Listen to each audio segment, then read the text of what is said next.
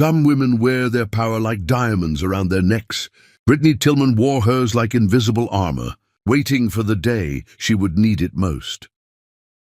The morning sun filtered through the kitchen windows of the Assel family mansion, casting harsh light on the scene that had become Brittany's daily ritual of humiliation. She stood at the counter preparing breakfast for a family that had never once thanked her, her hands moving with practiced efficiency, while her mother-in-law's voice sliced through the air like broken glass. "Really, Brittany? Must you use so much butter? It's no wonder you've gained weight. Though I suppose when one comes from nothing, restraint isn't exactly taught." Brittany didn't flinch. She'd learned long ago that reacting only fed their cruelty. She simply plated the eggs, her face a mask of composure that her mother-in-law mistook for stupidity. Nathan's sister, the elder one with the sharp features and sharper tongue, swept into the kitchen wearing a designer robe that Brittany recognized from last season's collection. "Mother's right. You really should watch yourself. Nathan deserves a wife who maintains herself. Honestly, I don't know what he was thinking when he married you." The words landed where they were meant to land, but Brittany had built calluses over her heart. She arranged the plates on the breakfast table, where Nathan's father sat behind his newspaper. His brother scrolled through his phone with barely concealed contempt, and Nathan himself stared at his coffee cup as if it held answers he desperately needed. "Nathan, darling, you're working late again tonight?" His mother's voice turned syrupy sweet when addressing her son, a tone she'd never used with Brittany in their 3 years of marriage. "Project deadline," Nathan muttered, still not looking up. Brittany knew there was no project. She knew because she'd called his office once, months ago, and the receptionist had sounded confused. "Mr. Assel left hours ago, ma'am. He said he was heading home. But he hadn't come home until well past midnight, his collar carrying perfume that wasn't hers." She said nothing then. She said nothing now, because Brittany Tillman had learned that silence was its own kind of power, especially when you held secrets that could reshape the world. "Will you be home for my birthday celebration?"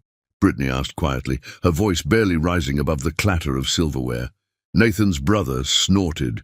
"Oh, that's right. The charity case wants a party. How quaint." "It's not a party," Brittany said, her voice steady. "Just a small gathering. I've arranged everything." Nathan finally looked at her, and in his eyes she saw something that made her stomach turn. Not hatred, which would have been honest, but indifference. The kind of blank stare one gives to furniture that has simply always been there. "I'll try to make it," he said, which they both knew meant he wouldn't. Brittany nodded once and turned to leave the table. Her mother-in-law's voice followed her like smoke. "Where are you going? You haven't cleaned up." "I have an appointment." "An appointment?" The younger sister laughed. "What kind of appointment could you possibly have? Your little volunteer work at that dusty gallery?" Brittany paused at the doorway, her back to them, and for just a moment she allowed herself a small smile they couldn't see. Something like that. She left them to their breakfast and their gossip. Climbing the stairs to the bedroom she technically shared with Nathan, though he'd been sleeping in the guest room for months under the excuse of not disturbing her with his late nights. She changed into a simple black dress, pulled her hair into a neat bun, and looked at herself in the mirror. The woman staring back was 30 years old, beautiful in a quiet way that people often overlooked until they really saw her. But Nathan had stopped seeing her. His family had never seen her at all. They saw what they wanted to see. A poor woman who'd somehow trapped their golden son, a burden they carried out of obligation, a mistake that would eventually correct itself.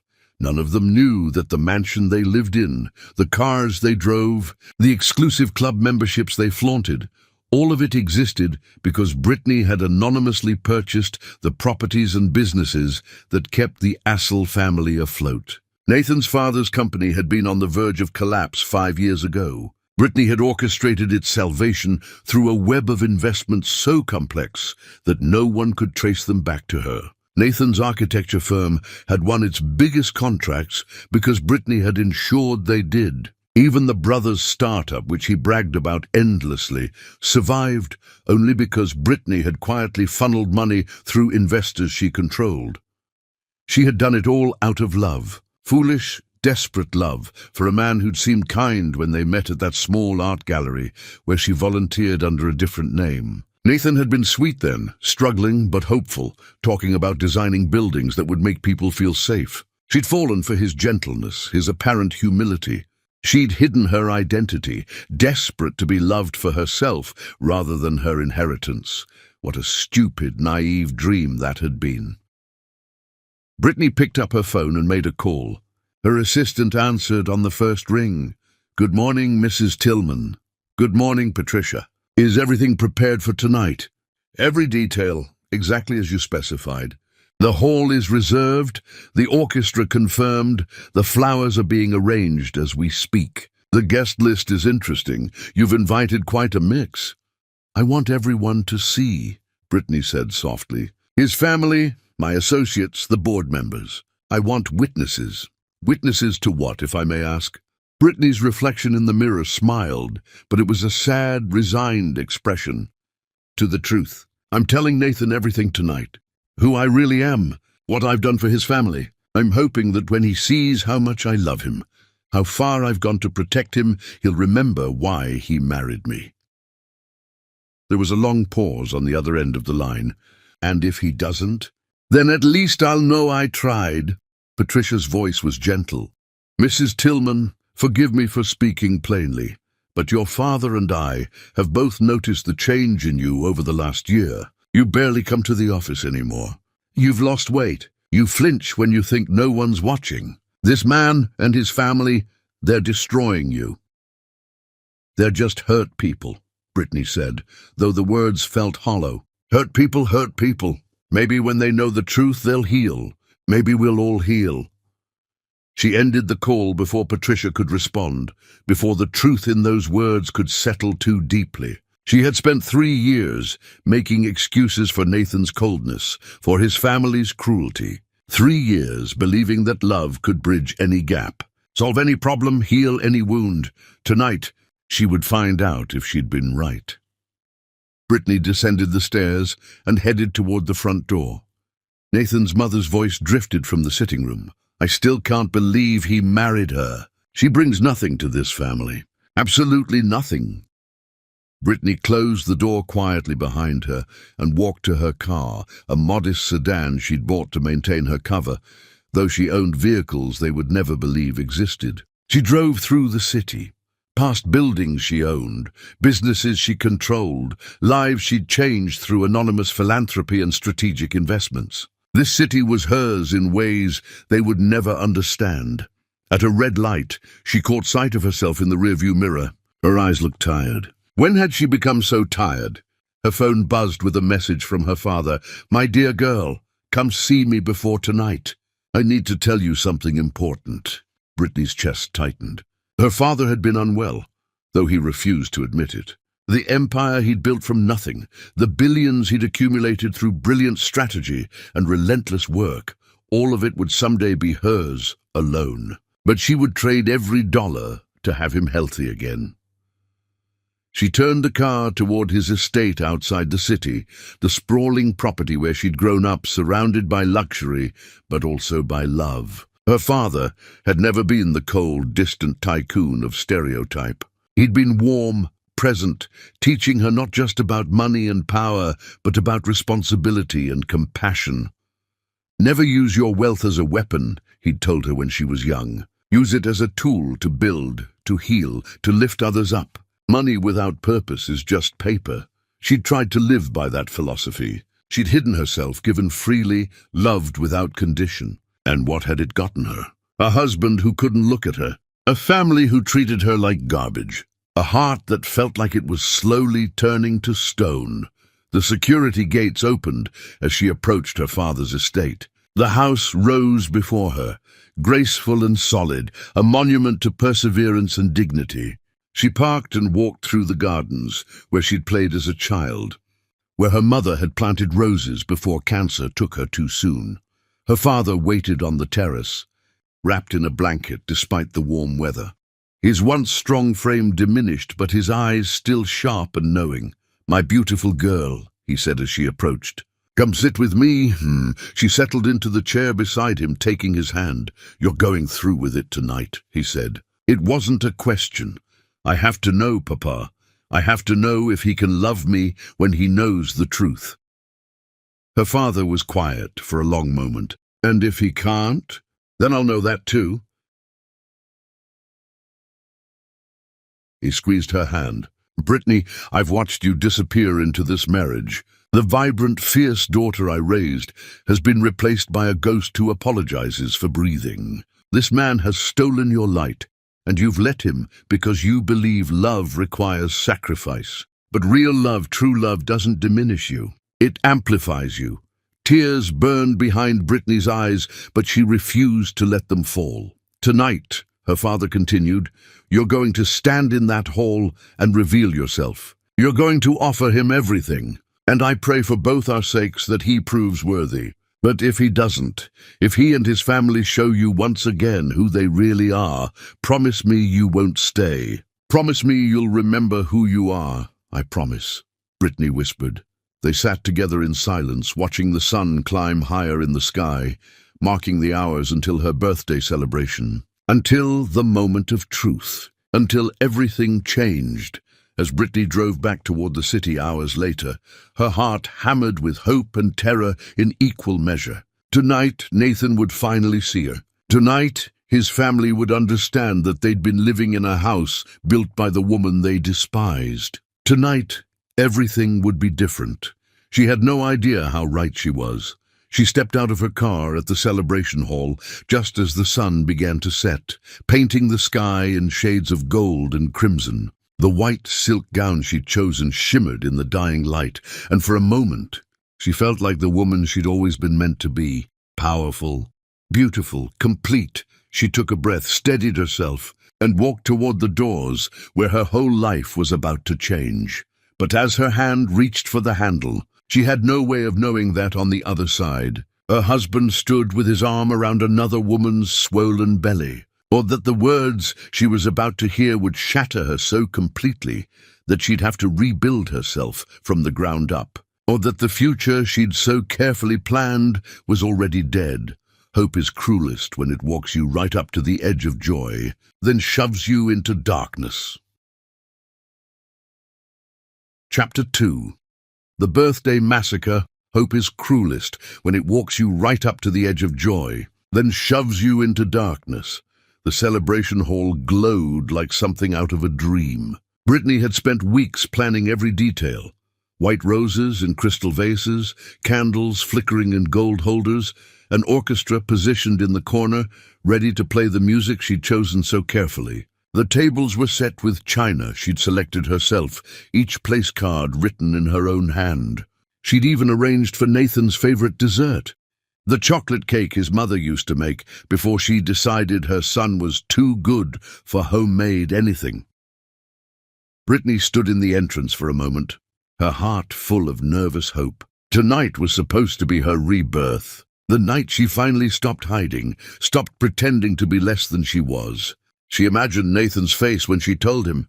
The shock, yes, but then the understanding. The realization that everything he'd built, everything his family enjoyed, existed because of her love for him. Maybe then he'd look at her the way he used to when they first met, and the world seemed full of possibility. She pushed open the doors, and the first thing she noticed was the silence. No one was mingling or laughing.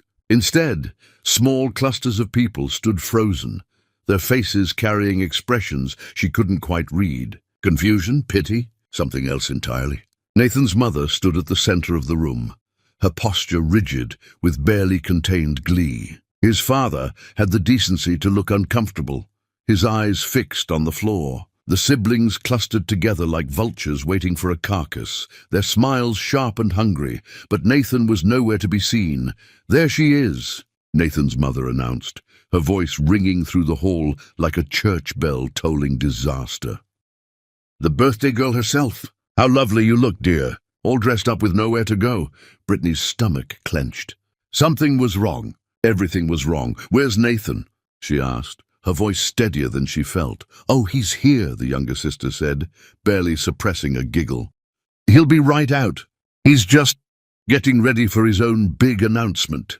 The doors on the far side of the hall opened, and Nathan walked through. But he wasn't alone. His arm was wrapped around a woman Brittany had never seen before, blonde, young, pretty in a conventional way. The woman's other hand rested protectively on her stomach, which swelled obviously beneath her expensive dress.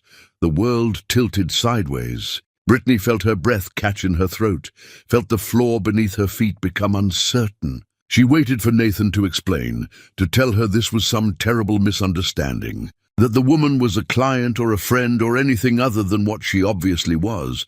But Nathan's eyes met hers with something worse than hatred. They met hers with relief, as if he'd been waiting for this moment, as if he was finally free to stop pretending.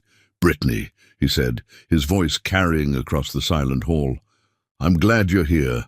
This saves us the trouble of having two separate events. Since you were so keen on celebrations, my family and I thought we'd combine them." The pregnant woman leaned into Nathan, her smile victorious. She wore diamonds at her throat, real ones, Brittany noticed, with a strange, detached part of her mind. Expensive ones. Nathan's mother stepped forward, her voice dripping with false sweetness. "Brittany, dear, I'd like you to meet Amber. She and Nathan have been seeing each other for quite some time now. And well," she gestured to Amber's stomach, "these things do happen when two people are truly in love. We wanted to tell you in a civilized manner. After all, we're not cruel people." "You're pregnant," Brittany heard herself say, the words coming from somewhere far away. 5 months, Amber said, her voice high and pleased. "We're having a boy." Nathan's already picked out names. "We're thinking of traditional family names. You know, the kind that matter." Nathan's brother laughed outright. "This is priceless. Did you see her face? She actually believed he loved her." Now, Nathan's father interjected weakly. "There's no need to be unkind." Unkind. The elder sister rounded on him. "She's the one who trapped Nathan in this ridiculous marriage. She brought nothing to this family. No connections, no money, no class. Just herself, which frankly wasn't enough. Nathan deserves someone who can stand beside him as an equal, not someone he has to apologize for at every social function." Brittany's vision narrowed to a tunnel. She could see only Nathan standing there with his new woman, his new future, his new life. The life he'd built while lying in her bed eating her food, living in the house she'd secured for his family. "Nathan," she said quietly, "look at me." He did, finally, and in his eyes she saw the truth she'd been denying for months. There was no love left. There might never have been real love at all. Just convenience and laziness and the path of least resistance until something better came along. "You told me you were working late," she said. "All those nights, all those excuses." "I was working," he said with a shrug, "just not at the office. Amber and I met at a fundraiser. She's from a good family. The Hawthorns, they have significant holdings in the Eastern Quarter. My mother introduced us, actually. She thought we'd be well suited. I introduced them," Nathan's mother confirmed proudly, "because I knew my son needed a wife who could elevate him, not drag him down." "You were always temporary, Brittany. Surely you knew that." The orchestra remained frozen in the corner, their instruments silent. The caterers stood awkwardly by the kitchen doors. Everyone in the room was watching Brittany, waiting for her to cry, to scream, to collapse. She did none of those things. Instead, she walked forward with measured steps until she stood directly in front of Nathan and his pregnant mistress. Amber shrank back slightly, but Nathan held his ground, his jaw set in defiance. "Tell me something," Brittany said, her voice calm, almost curious. "When did you decide I wasn't worth the effort anymore? Was it gradual? Or was there a specific moment when you looked at me and thought, she's not enough?" Nathan had the grace to look uncomfortable. "It's not personal, Brittany. We're not compatible. We never were. I was going through a phase, and you were there, and it seemed romantic at the time. The struggling artist and the gallery volunteer. But life isn't a romance novel. It's practical. It's about building something real with someone who fits. Someone who fits," Brittany repeated. "Someone from a good family. Someone with connections. Yes, Nathan said, almost grateful she understood. Exactly. Amber understands my world. She knows how to navigate society. She can help me build the kind of practice I want. You're a good person, Brittany, you are. But you're not enough for where I'm going. The words landed like physical blows, but Brittany's face remained serene. She turned to Nathan's mother. And you? What did you tell your son about me when I wasn't in the room? Nathan's mother smiled coldly. The truth, that you were common, that you had no breeding, that you'd trapped him with sweetness and sex, and that eventually he'd outgrow you. I'm pleased to say I was right. Brittany nodded slowly, as if filing away information.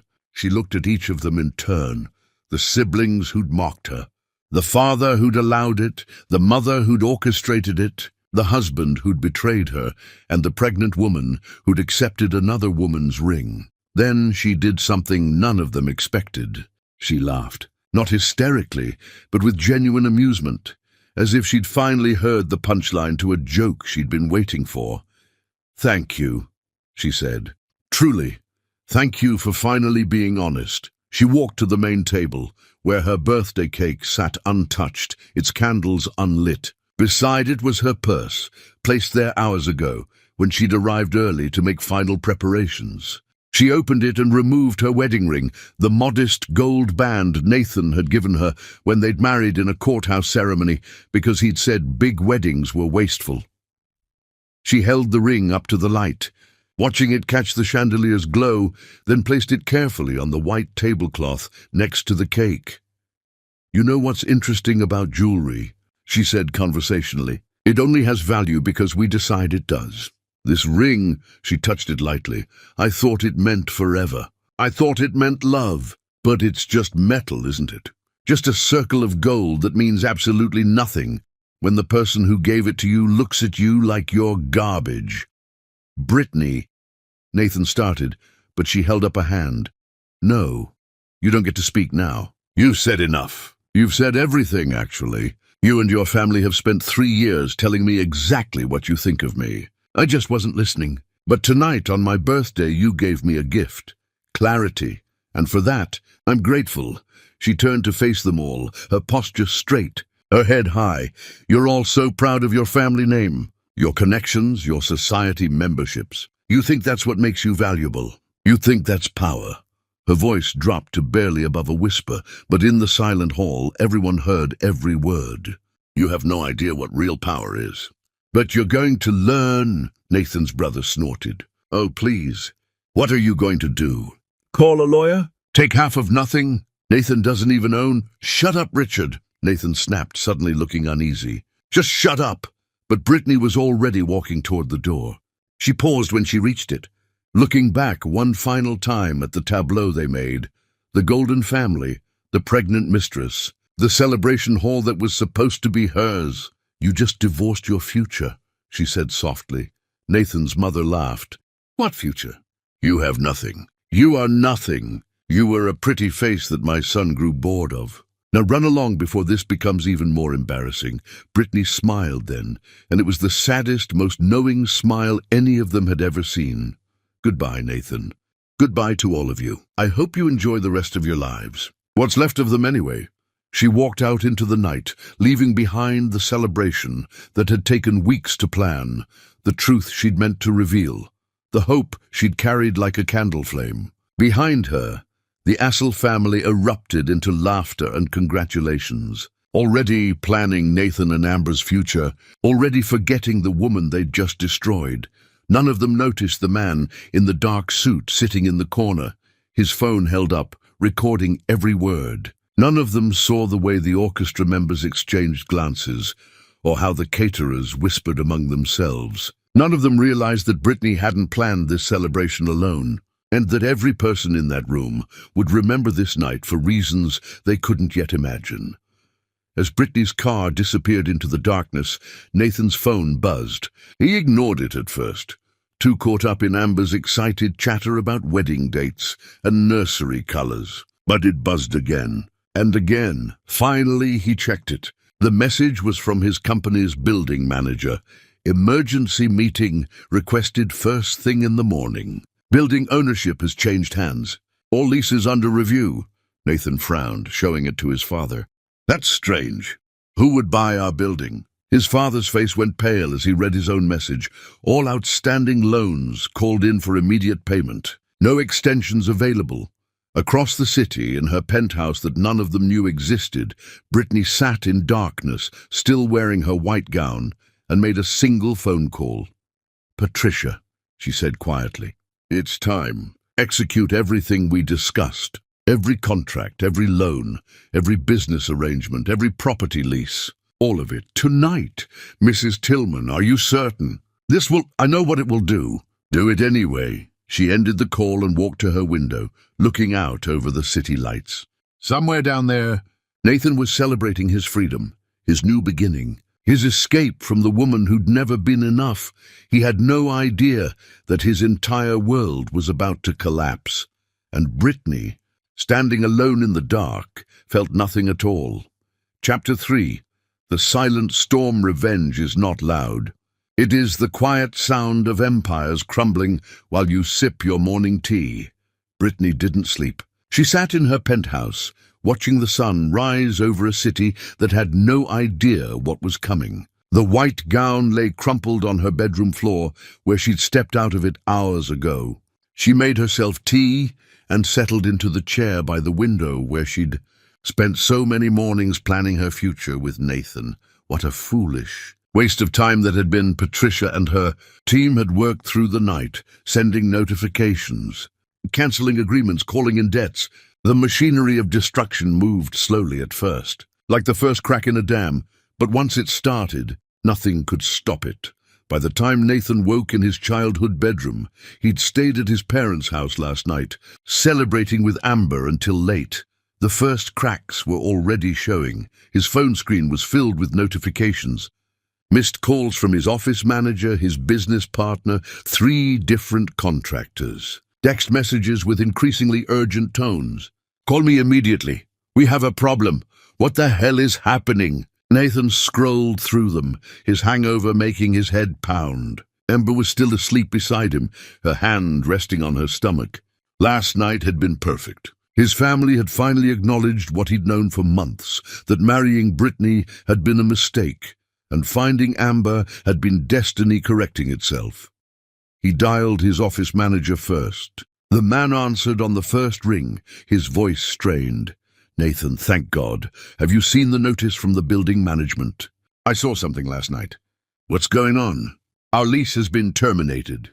Effective immediately. The building was sold overnight, and the new owner is voiding all existing agreements. We have a week to vacate." Nathan sat up, suddenly alert. "That's impossible.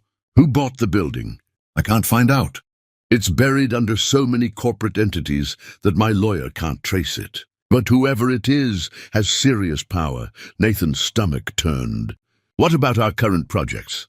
3 of our 4 major clients called this morning. They're terminating their contracts. Nathan, these were locked contracts. They're willing to eat the costs just to get away from us." Nathan ended the call, his hands shaking. His father appeared in the doorway, his face ashen. "Nathan, we need to talk. Downstairs. Now." The family gathered in the dining room where, just yesterday, they'd mocked Brittany over breakfast. Now they sat in stunned silence as Nathan's father explained, "Every loan I have is being called in. All of them. The bank wants full payment within 30 days, or they'll begin foreclosure proceedings." Nathan's mother had gone pale. "We've banked with them for decades, and the club has revoked our membership." No explanation. Richard, Nathan's brother, was frantically typing on his laptop. "My investors pulled out. All of them. Emails overnight saying they're no longer interested." The elder sister's phone rang. She answered, listened, then went white. "I've been let go. The magazine just fired me." Nathan's mind raced. This couldn't be coincidence. All of them all at once? But who had that kind of power? The memory hit him like ice water. Brittany's face as she'd walked out last night. "You just divorced your future." His phone rang. The number was unknown. He answered, "Mr. Assel?" The voice was professional, female. This is Patricia Whitmore, legal counsel for Tillman Industrial Group. I'm calling to inform you that divorce proceedings have been initiated by my client, Mrs. Brittany Tillman Assel. You'll be served with papers within the hour. My client has asked me to deliver one message. Never judge a woman by what you see. The call ended. He stared at his phone. Tillman Industrial Group. Why did that sound familiar? Richard grabbed his laptop. Tillman Industrial Group. Let me look that up.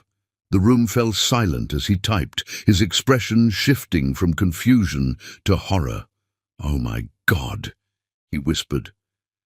Richard turned the laptop around. On the screen was a corporate website with a logo Nathan had seen around the city without ever really noticing it. Holdings in real estate, manufacturing, media, finance. And at the top of the page, a photograph from some charity gala. Brittany in an elegant black dress, unmistakably her. The caption read, "Brittany Tillman, CEO and sole heir, Tillman Industrial Group." The room spun. Nathan's mother reached for the laptop, zooming in on the photo. "That's impossible," she said. "She can't be," but Richard was clicking through more links. News articles, business profiles, charity announcements. Brittany, over and over again, always with that same quiet dignity she'd carried in their house while they'd mocked her.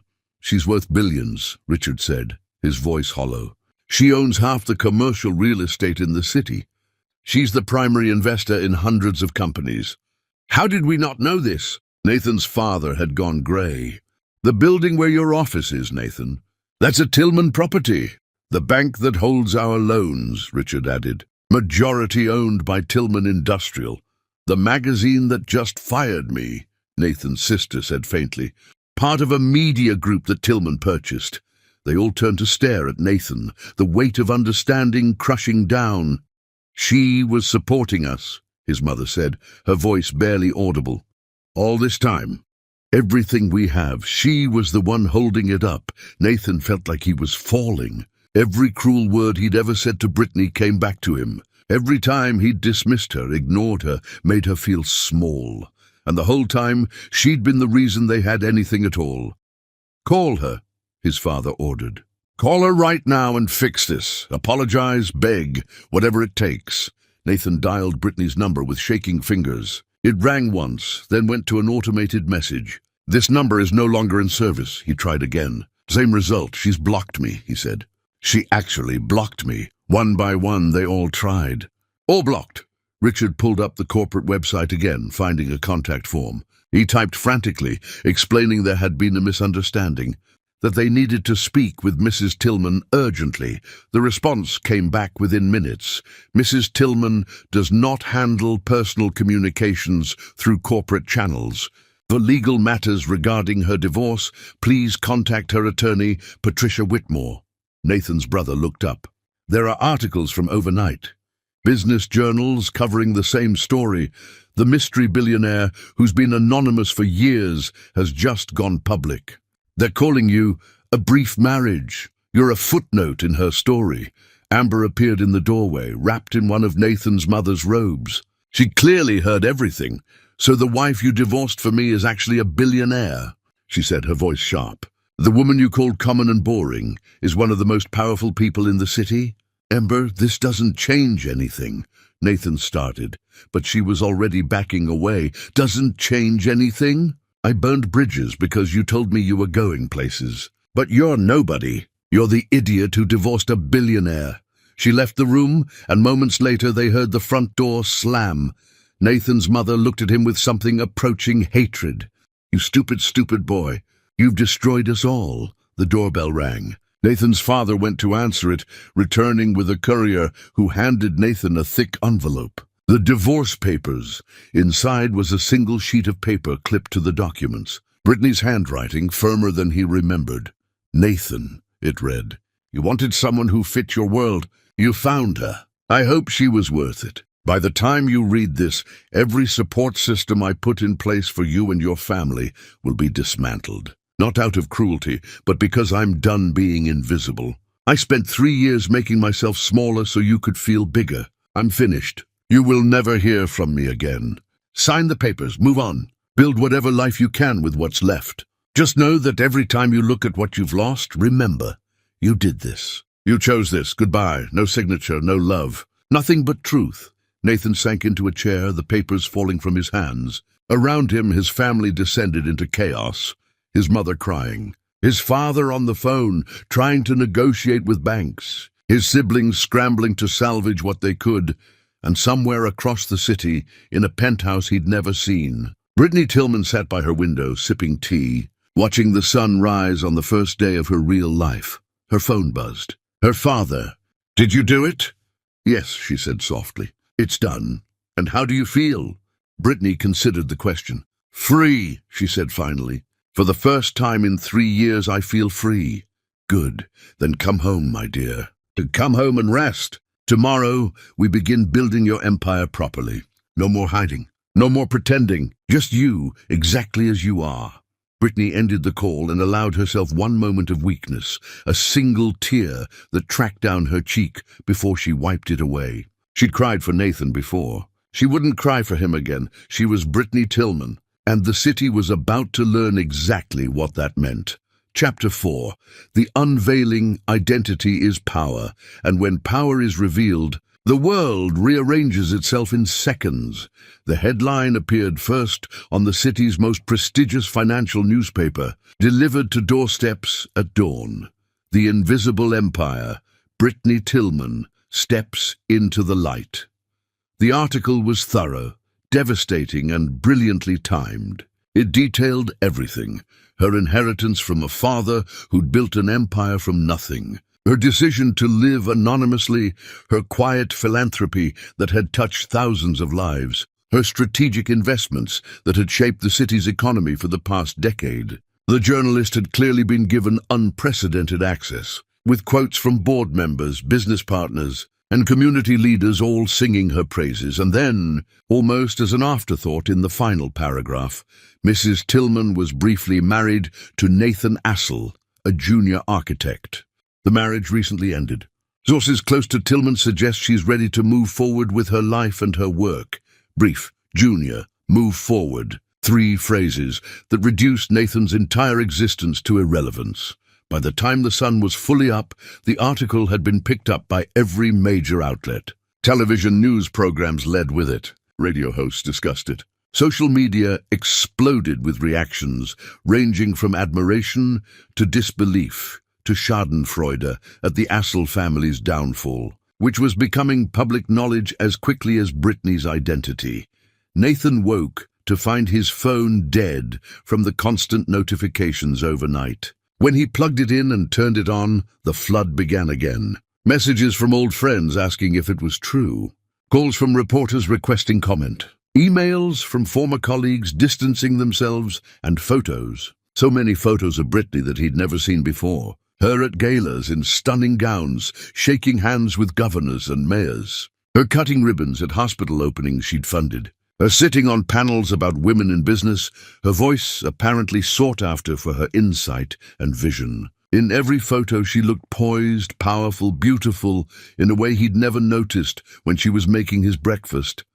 How had he not seen it? How had none of them seen it? His mother burst into his room without knocking, her hair uncombed, her face raw from crying. She held her phone like a weapon. "Look at this," she demanded, shoving it at him. "Look at what people are saying about us." Nathan took the phone reluctantly. It was a social media post from someone he didn't know.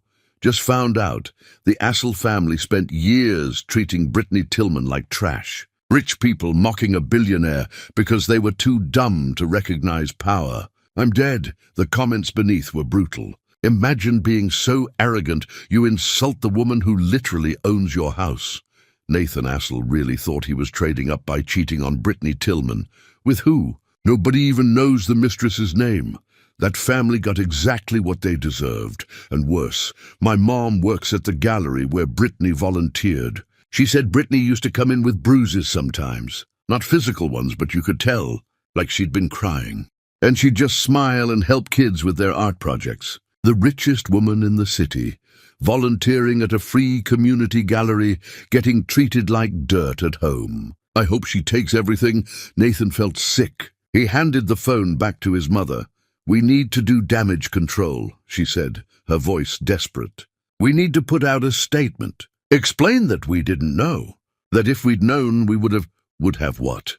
Nathan interrupted. "Treated her with basic respect. Only been kind to her if she was rich. How does that make us sound better?" His mother's face crumpled. "This can't be happening. This can't be real. Yesterday we were planning your wedding to Amber. Today we're—" She looked around his childhood bedroom, at the posters still on the walls from his teenage years. "We're losing everything." Nathan's phone rang. An unknown number, but he was so numb he answered without thinking. Nathan Assel. The voice was male, curt, professional. "Yes, this is Gordon Westfield. I was your largest client until yesterday, when I terminated our contract. I'm calling as a courtesy to explain why." Nathan's heart sank. "Mr. Westfield, if this is it's about integrity, Mr. Assel, or rather your lack of it. I've spent 30 years building my company, and I've learned that character matters more than talent. Last night I attended a dinner party. Brittany Tillman was there. I've known her for years through business, though I had no idea about her personal life. Someone mentioned her recent divorce, and I mentioned that I'd been working with an architect named Assel. You should have seen her face. She didn't say a word against you, which was more dignity than you deserved. But someone else at the party knew the story, about how you paraded your pregnant mistress in front of your wife on her birthday, about how your family treated her." Nathan closed his eyes. "Mr. Westfield, I don't work with men who disrespect their wives. I don't care how talented you are. And frankly, after learning that you spent years with one of the most remarkable women in this city and never saw her value, I don't trust your judgment on anything. Goodbye, Mr. Assel." The call ended. Nathan sat motionless, the phone still pressed to his ear. His father appeared in the doorway, dressed but haggard. "We need to go to the bank. They've agreed to a meeting, but I don't know what we're going to tell them. The payment they're demanding is impossible. We'd have to liquidate everything, and even that won't be enough." "What about the Hawthorns?" his mother asked desperately. "Amber's family? Surely they can help." His father's laugh was bitter. "I called them this morning. They won't take my calls. Amber went home to them last night, and apparently told them everything. Her father sent a message through his secretary. The Hawthorns don't involve themselves with failures." Nathan felt the walls closing in. Everything was collapsing so fast. Just yesterday, was it really only yesterday? He'd been standing in that hall with Amber, confident and proud, finally free of the wife who'd never been enough. "And now I need to see her," he said suddenly. "I need to talk to Brittany, explain, apologize. Apologize." His brother appeared behind their father, his laptop under his arm. "You think she wants to hear from you?" "Nathan, she's done. Look." He opened the laptop, showing a new article that had just posted. "Brittany Tillman announces expansion plans. I'm done hiding." The article featured an interview, Brittany's first public comment since the reveal. The journalist had asked if she had any regrets about her years of anonymity. "Only one," Brittany had answered. "I regret that I taught myself to be smaller, to make others comfortable. I regret that I believed love required me to hide who I was. But those years also taught me something valuable. I don't need anyone's approval to be powerful. I already am." When asked about her divorce, she'd been equally direct. "I married someone I loved. It didn't work out. People change, or perhaps they reveal who they always were. Either way, I'm moving forward. I have work to do, a company to lead and a city to serve. That's where my focus is now. No bitterness, no anger. Just cool, professional detachment that was somehow worse than any insult could have been." Richard scrolled down to the comments. "She's being called an inspiration. Women are writing essays about her. Someone started a hashtag, Know Your Worth. She's become a symbol, his mother repeated hollowly. She was supposed to be nothing. She was supposed to be the mistake Nathan moved past. How is this happening? Nathan stood abruptly. "I'm going to her office. I'll talk to her. Make her understand." "Understand what?" His father cut in. "That you're sorry? That you made a mistake?" "Nathan, listen to yourself. You cheated on her. Your mother encouraged it. We all treated her like she was worthless. Why would she ever forgive that? Because she loved me, Nathan said desperately. She wouldn't have married me if she didn't. That love doesn't just disappear, doesn't it? His father looked at him with something approaching pity. Son, love that's treated with contempt does disappear. It dies. And from what I'm reading, you and this family killed whatever she felt for you very, very thoroughly. But Nathan was already grabbing his jacket, already heading for the door. He had to try. He had to make her see that this was all a misunderstanding, that he'd been confused, that they could start over.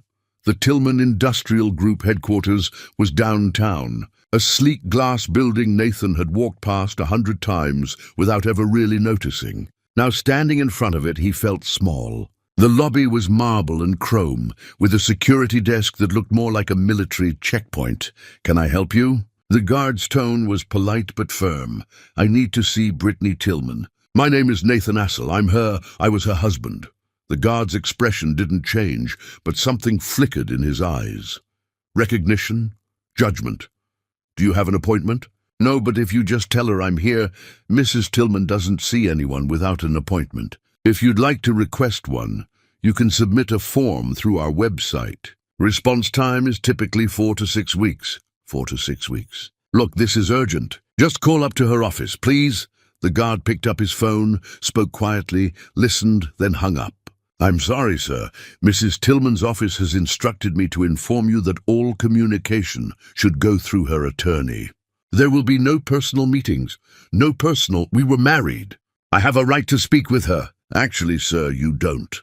And if you continue to raise your voice, I'll have to ask you to leave the building." Nathan stared at the guard, at the impassive face, at the absolute immovability of it all.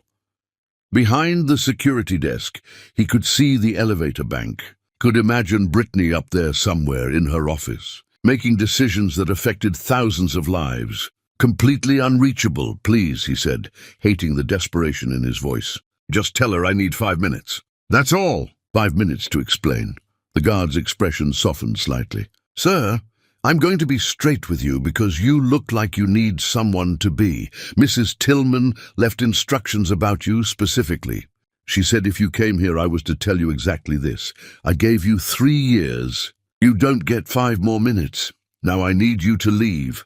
Nathan's vision blurred. He turned and walked out, the pristine lobby behind him, the city stretching out ahead of him, indifferent to his pain. He called Amber. The phone went straight to voicemail. He called again. Same result. He walked for hours, seeing the city differently now. Every building might be Brittany's. Every business might be hers. The ground beneath his feet felt unstable, as if the entire foundation of his reality had shifted. By the time he made it back to his parents' house, it was evening. The family was gathered in the living room, the television on, and his mother was crying again. "What now?" he asked wearily. His father gestured to the screen. "Brittany's giving a speech at some education conference. It's being broadcast live." Nathan looked at the screen and felt his breath catch. There was Brittany, standing at a podium in a deep blue dress, her hair swept up, her presence commanding. She spoke about educational access, about children from disadvantaged backgrounds, about the responsibility of those with wealth to lift up others. Her voice was strong, clear, passionate. "She never talked like that at home," his mother whispered. "She barely spoke at all." "Because we never listened," Nathan said quietly. On screen, Brittany finished her speech to thunderous applause. The camera panned across the audience, city leaders, educators, journalists. They were all looking at her with respect, with admiration, with recognition of someone extraordinary. And Nathan realized, with crushing finality, that he'd never really known his wife at all. He'd lived with a ghost of who she was, had loved a shadow, had destroyed something real because he'd been too blind to see it. The broadcast cut to an interviewer. "Mrs. Tillman, your story has resonated with so many people. What would you say to someone going through a difficult time right now?" Brittany smiled, and it was genuine, warm. "I'd say this: know your worth. Don't let anyone make you feel small. And if you find yourself in a situation where you're giving everything and receiving nothing, walk away. You deserve better. We all deserve better. The screen faded to commercials. The family sat in silence. Finally, Nathan's mother spoke. "She's never coming back, is she?" "No," Nathan said. "She's not." And somewhere in the city, in an office high above the streets, Brittany Tillman closed her laptop, looked out at the lights below, and smiled. She was finally completely free. Chapter 5. The Collapse. When a family builds itself on cruelty, it takes only one pulled thread for the entire fabric to disintegrate. The foreclosure notice arrived on a Tuesday morning, delivered by a courier who wouldn't meet anyone's eyes. Nathan's father signed for it with shaking hands, his face the color of old paper. The family gathered in the sitting room where they'd spent so many mornings mocking Brittany. 3 weeks, his father said, his voice hollow. "We have 3 weeks to vacate. Can't we fight it?" Richard asked, though his voice lacked conviction. "With what money? Our accounts are frozen. The lawyers all say the same thing. The bank has every legal right. We signed agreements with clauses we never bothered to read." Nathan's mother sat rigid in her chair, her hands folded in her lap. Her eyes were empty, her face slack with shock. "She'd stopped crying days ago. What about our things?" the younger sister asked. "Most of it's being claimed by creditors," their father said. "We can keep personal items, clothes, photographs. Everything else." Nathan stood at the window, watching the garden where he'd played as a child. In 3 weeks, someone else would own this view. His phone buzzed. Another message from a former colleague. "Heard you're looking for work. Sorry, man, but nobody's touching you right now. Maybe try another city?" "I need to find a job," he said aloud. "Something, anything. Doing what?" Richard's laugh was caustic. "You're unemployable in your field. Your name is poison, and you have no other skills." "Richard," their father warned, but there was no heat in it. "No, let him speak," Nathan's mother said suddenly, her voice sharp. "Let him say what we're all thinking. That this is Nathan's fault. That if he'd just kept his marriage vows, we'd still have everything." Nathan turned from the window. "I know it's my fault. Do you?" His mother stood, rage finally breaking through. "Do you really understand what you've done? I pushed you toward Amber because I thought the Hawthorne connection would elevate us. But that woman, that common, quiet woman I mocked, she was holding up our entire world. And you threw her away like garbage. You told me to." Nathan shouted. "You said she wasn't good enough. And you believed me because you wanted to. You wanted permission to chase a younger woman. Well, congratulations, Nathan. You got what you wanted. How does it feel?" Nathan had no answer. "I called her," she said quietly. "Brittany," I begged. "Told her I was sorry, that we'd been wrong, that we'd do anything. We'd apologize publicly, dedicate our lives to making it up to her." The room held its breath. She listened. When I finished, she said, "Mrs. Assel, I spent 3 years listening to you tell me I was worthless. I believed you. It nearly destroyed me. But I survived, and I learned something. The people who tear you down when you're vulnerable don't deserve your mercy when they're desperate. Goodbye." Then she ended the call. The words hung in the air like smoke. Richard closed his laptop with a snap. "I've been offered a position, entry-level, across the country. I'm taking it. I'll be gone by the end of the week." "You're abandoning us?" Their mother gasped. "I'm surviving. This family is done. I'm not going down with the ship just because we're related." "Richard," their father started. "No, I'm done pretending we're going to fix this. Nathan destroyed us, and I'm not wasting my life paying for his mistakes." Richard left. His sisters followed soon after, murmuring about staying with friends. By nightfall, it was just Nathan and his parents in the house that had been the center of their world. They ate a grim dinner of soup and bread and said nothing to each other. Nathan lay in his childhood bed that night and thought about Brittany. Not Brittany the billionaire, but Brittany his wife. The way she used to wait up for him. The way she'd remembered his favorite foods. The way she'd listened to him talk about his dreams and never once said they were foolish. He'd thought she was boring. Thought her love was suffocating. Thought he deserved someone who excited him. But Amber had left the moment he was worthless. His family blamed him. His friends had vanished. Everyone who'd celebrated his upgrade had disappeared like smoke. Only Brittany had loved him when he was just Nathan. She'd loved him for him, and he'd repaid that love with contempt. His phone lit up. A news article. Brittany Tillman announces major gift, 100 million to education fund. He clicked through. Brittany at a press conference, surrounded by grateful educators. She was radiant, purposeful. The article quoted her, "I believe in investing in potential. Every child deserves a chance, regardless of their background. This fund is my way of changing that, one life at a time." Nathan closed the app and rolled over, pressing his face into the pillow. Something inside him broke in a way he knew would never heal. Across town, Amber sat in her childhood bedroom, her hand on her swollen belly, scrolling through the same articles. She'd gotten pregnant on purpose, had seduced Nathan deliberately because she'd thought he was on his way up. The Assel name had seemed solid. What a catastrophic miscalculation. Her father had been furious. The Hawthorns didn't associate with scandal.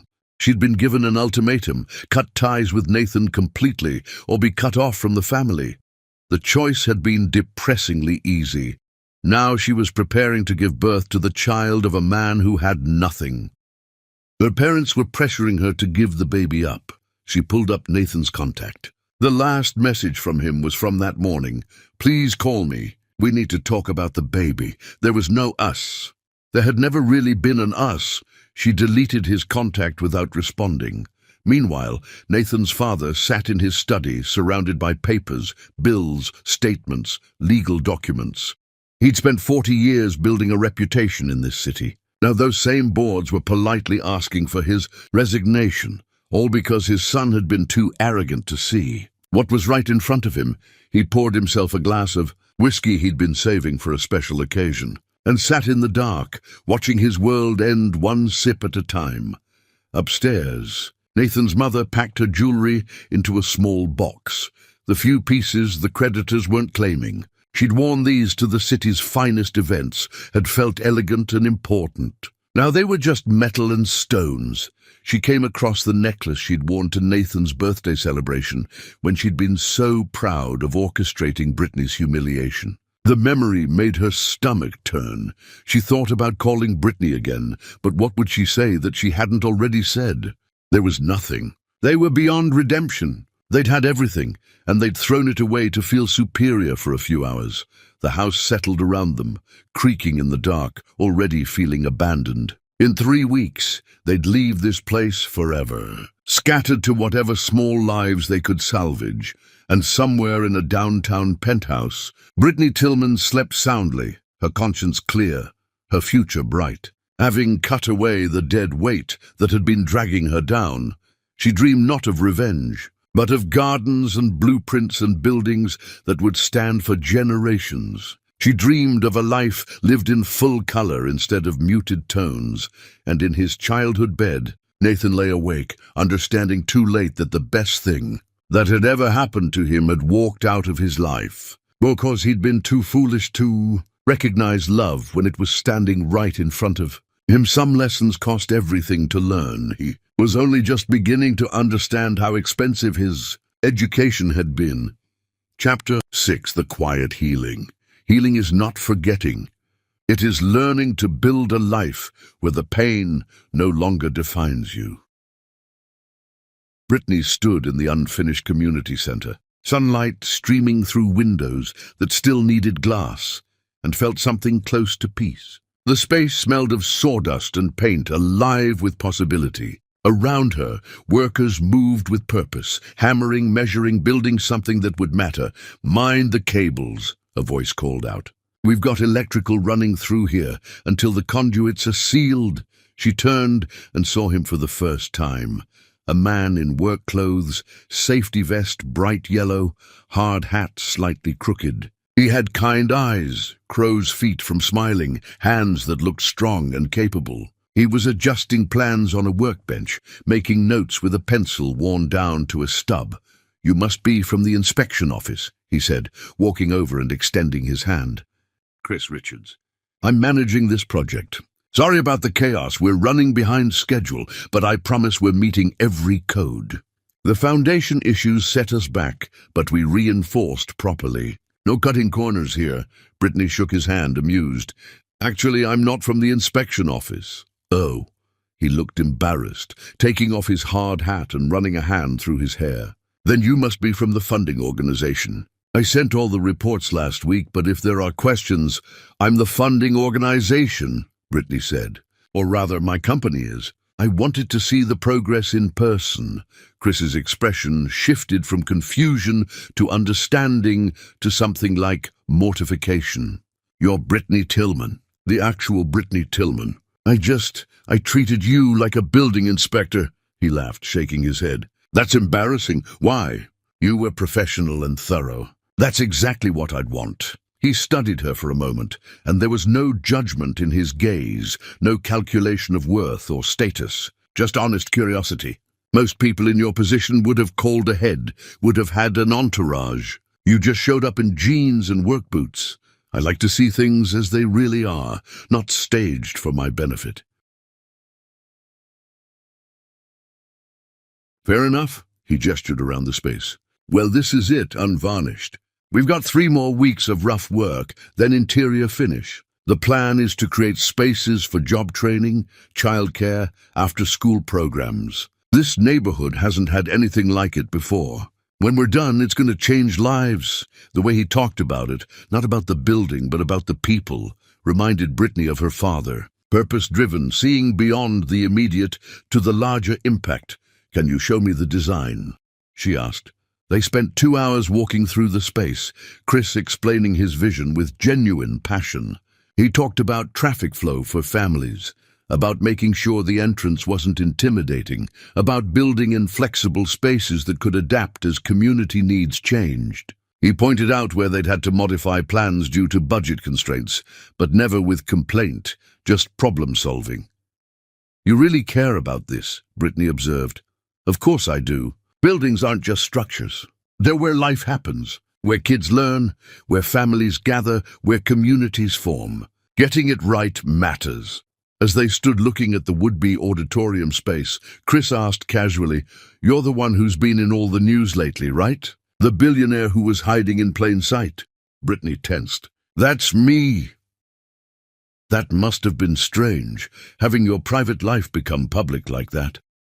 It was necessary. He didn't push, which she appreciated. Instead, he said, The article mentioned you'd been through a divorce. I'm sorry. Those are never easy. You sound like you speak from experience. Chris was quiet for a moment, his gaze distant. My wife passed away 5 years ago. She was pregnant with our daughter. There were complications. I'd lost them both in one night. Brittany felt her chest tighten. I'm so sorry. Thank you. It's strange how time works. Some days it feels like yesterday. Other days it feels like another lifetime. He turned back to her. But you find ways to keep going. You find meaning in work, in helping others, in building something that lasts. That's what keeps you alive when part of you wants to stop. They stood in comfortable silence, 2 people who'd both experienced loss, who both understood that pain didn't make you special, just human. I should let you get back to work, Brittany said finally. Thank you for the tour. Anytime. If you want to check on progress again, feel free. No appointment necessary.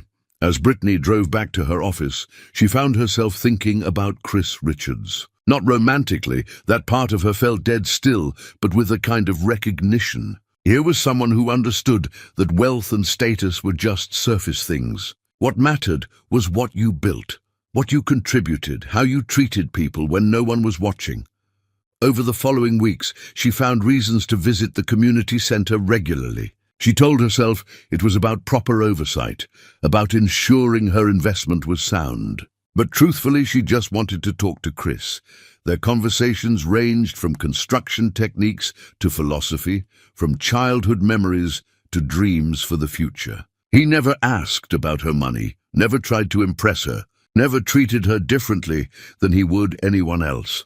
One afternoon, they sat on the roof of the unfinished building, eating sandwiches from a food truck parked nearby, watching the neighborhood move beneath them. Can I ask you something? Chris said. And feel free to tell me it's none of my business. Okay, why did you hide who you were? Most people with your resources would be shouting it from rooftops. But you spent years pretending to be ordinary.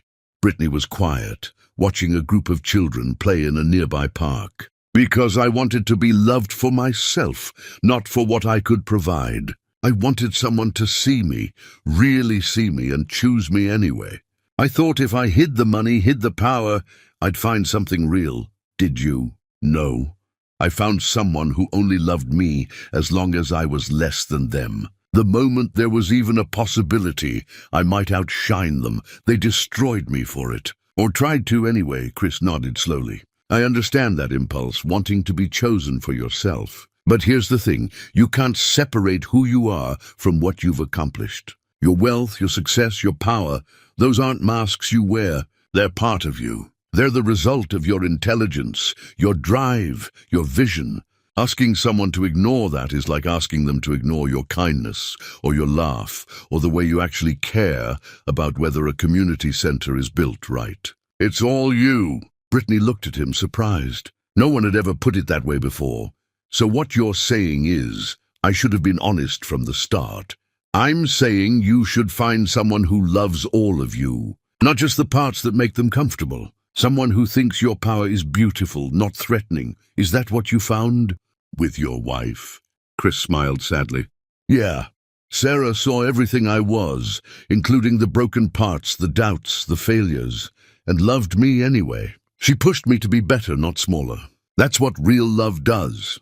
They finished their sandwiches in silence. As Brittany prepared to leave, Chris said, "Would you want to grab coffee sometime? Not about the project, just as friends?" Brittany's instinct was to refuse, to maintain professional boundaries. But something about Chris made her want to say yes. I'd like that. Coffee led to dinner. Dinner led to long walks through the city. Chris introduced her to his late wife's parents, kind people who welcomed Brittany without agenda. He showed her the house he'd built with his own hands, modest, but filled with care in every detail.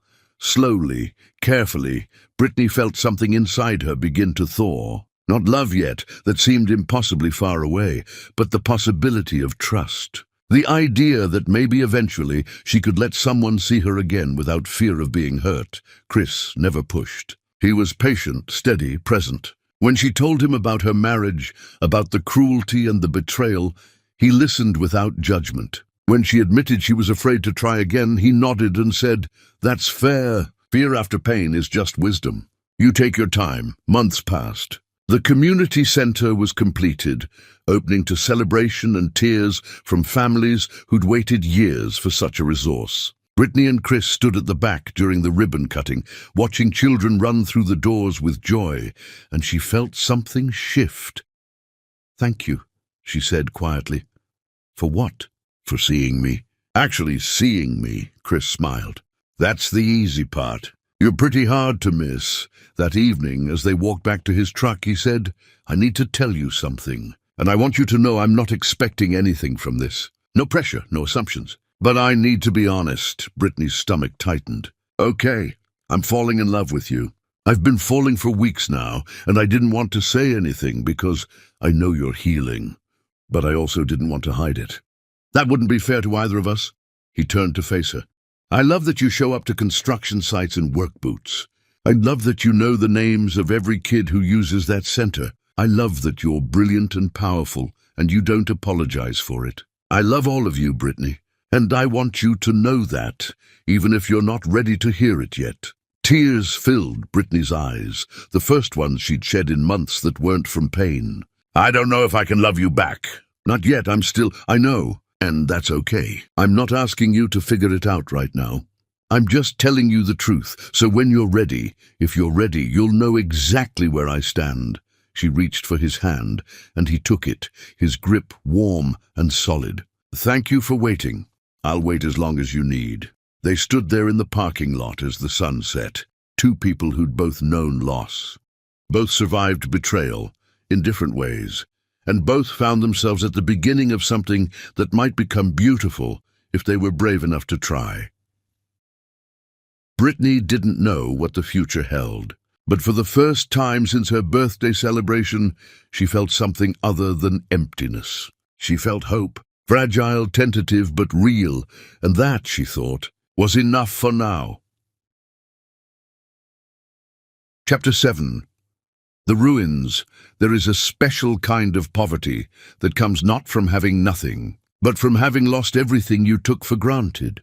The one-bedroom apartment smelled like mildew and old cigarette smoke that no amount of scrubbing could eradicate. Nathan stood in the middle of the empty living room, a single box of his possessions at his feet, and tried to understand how he'd arrived here.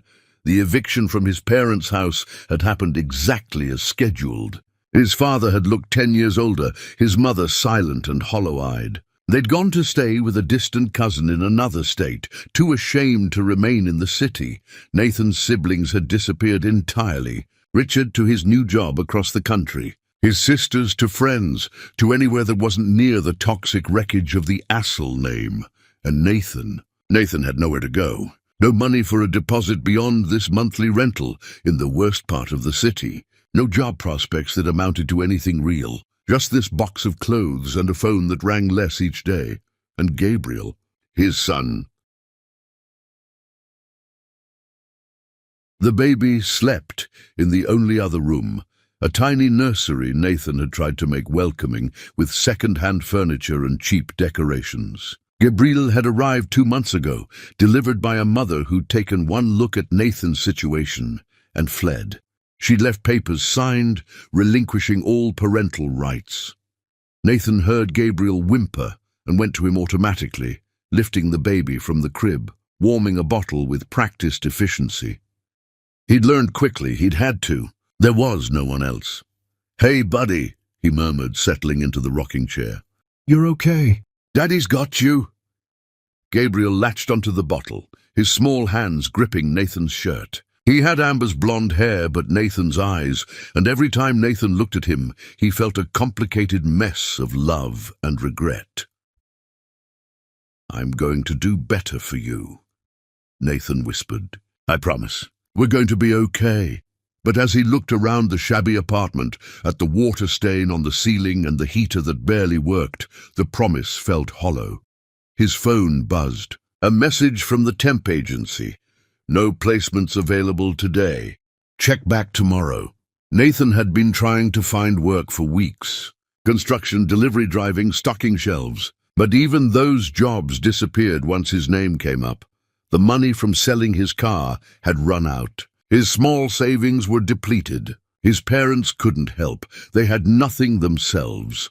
Gabriel finished his bottle, and Nathan burped him gently, then just held him, breathing in that baby smell that was the only good thing left in his life. "Your mama didn't want us," he told Gabriel softly. "She only wanted what she thought I could give her. And I was the same way, wasn't I? I only wanted Brittany when I thought she was less than me. The moment I met someone I thought was better, I threw everything away. And now look at us." Gabriel made a small sound, his eyes drifting closed. Nathan held him until he was fully asleep. The apartment was too quiet. Nathan found himself thinking about Brittany constantly. Not the billionaire from the news, but the wife he'd had and destroyed. Sunday mornings when she'd make pancakes. The way she'd laugh at his stupid jokes. The way she'd curl against him at night. He'd thrown all that away for Amber, who'd vanished the moment things got difficult. Nathan opened his laptop and, despite knowing better, searched for news about Brittany. The headlines came in waves. Tillman Industrial announces major expansion. Brittany Tillman named Businesswoman of the Year. Photos of her now, at galas, at conferences, at charity events. She looked radiant, confident, fully herself, surrounded by admirers who saw her value. One article included a quote, "I spent too long making myself small. Never again. Every woman deserves to stand in her full power." He'd made her small. He'd spent 3 years convincing her she wasn't enough. And somehow she'd survived him and become more than he'd ever been. His phone rang, an unknown number. He answered, "Nathan Assel." The voice was female, sharp. "Yes? This is Jennifer Marsh from City Chronicle. I'm writing a follow-up piece on the Tillman story, and I wanted to get your perspective." Nathan hung up. The calls had been coming for weeks, journalists wanting the ex-husband's side. He'd learned to hang up immediately. But this time, the journalist called back. When Nathan didn't answer, she left a voicemail. "Mr. Assel, I wanted you to know that tomorrow we're publishing a story. Your ex-wife's mistress sold her account to us. I thought you'd want a chance to comment." Nathan's blood turned cold. He called back. "What did Amber say?" "I can't disclose that until publication, but if you'd like to give your side—" "I don't have a side. Whatever she said, I'm sure it's true. I ruined my marriage, destroyed my family, and hurt the best person I ever knew. Print that if you want." The article appeared at dawn. Nathan read it while Gabriel slept, and each word felt like a knife. "I destroyed a billionaire's marriage. My confessions and regrets." Amber detailed everything, how she'd pursued Nathan deliberately, how she'd gotten pregnant intentionally thinking he was wealthy, how they'd planned the birthday celebration ambush together, how she'd left him the moment she realized he was worthless. But the worst parts were the quotes she'd included from Nathan himself, things he'd said about Brittany. "She's boring. She has no ambition. She's lucky I married her at all. I can't wait to be free of her." Nathan felt sick. Had he really said those things? Yes, he had. And worse, he'd believed them. The article ended with Amber's apology. "I regret my role in this. Brittany Tillman didn't deserve what we did to her." As for Nathan Assel, he got what he deserved. Within hours, the article was everywhere. Nathan's phone exploded with hate-filled messages. People found his address and posted it online. Someone threw a brick through his apartment window while Gabriel was sleeping, missing the crib by inches. Nathan called the police, but they were less than sympathetic. "Maybe you should have thought about consequences before you publicly humiliated a beloved public figure," one officer said coldly. He couldn't go outside without being recognized, couldn't take Gabriel for walks without strangers stopping to berate him. The grocery store clerk refused to serve him. Nathan had thought he'd hit bottom. He'd been wrong. Late one night, Gabriel crying from teething pain, Nathan pacing, trying to soothe him. He caught sight of himself in the bathroom mirror. He looked gaunt, exhausted, decades older than his years. His hands shook from stress and poor nutrition. This was rock bottom. This was what happened when you destroyed love to chase status. Gabriel finally quieted, nestled against Nathan's chest. Nathan held him and cried silently, careful not to wake him. He cried for everything he'd lost, everything he'd destroyed, everything he'd been too arrogant to appreciate. "I'm sorry," he whispered to the darkness, to Brittany wherever she was. "I'm so sorry." But sorry changed nothing. Brittany was gone, rebuilding a life that didn't include him. His family was scattered. His son would grow up in poverty because of his father's stupidity. He thought about writing to Brittany, trying one more time to apologize. But what could he say that would matter? Words were empty. So he just held Gabriel and survived one more day, then another. Because that's all that was left to him now. Survival, and the faint hope that someday his son wouldn't hate him for the father he'd become. Outside, the city moved on, indifferent to his suffering. And somewhere in a beautiful penthouse, Brittany Tillman slept peacefully, her life full and purposeful and free, while Nathan sat alone in the dark, holding the only innocent thing left in his ruined world, and wondered if redemption was even possible anymore. Chapter 8. The New Chapter. Love, when it comes the second time, feels different, less like a storm and more like coming home. Brittany stood in Chris's backyard, watching him work on a small greenhouse he was building for his late wife's mother. His movements were careful, measured, each piece of wood placed with consideration. The afternoon sun caught the gray in his hair, and Brittany felt something warm settle in her chest, not the desperate, hungry love she'd felt for Nathan, but something steadier, deeper, like roots going down into solid ground. "You're staring," Chris said without looking up, a smile in his voice. "I'm observing. There's a difference." "Aha!" He set down his tools and walked over, wiping his hands on his jeans. "What are you thinking about?" "How different this feels." "This?" Brittany gestured between them. "You, me, whatever this is becoming." Chris took her hand, his calluses rough against her palm. "And how does it feel?"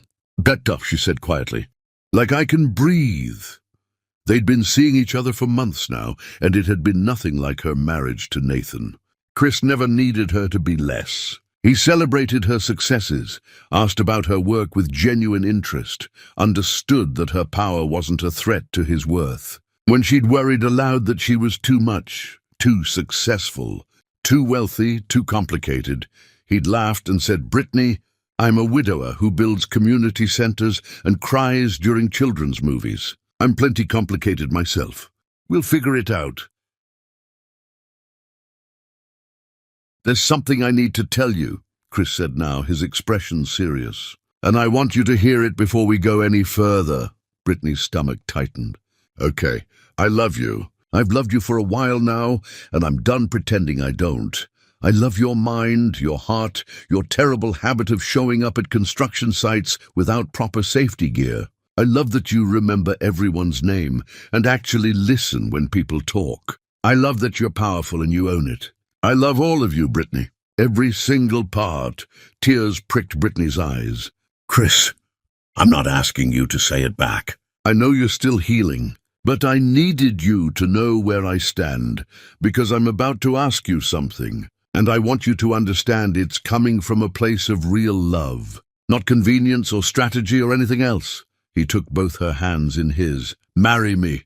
Brittany's breath caught. "What? Marry me? Not because it makes financial sense or because we've been together some prescribed amount of time.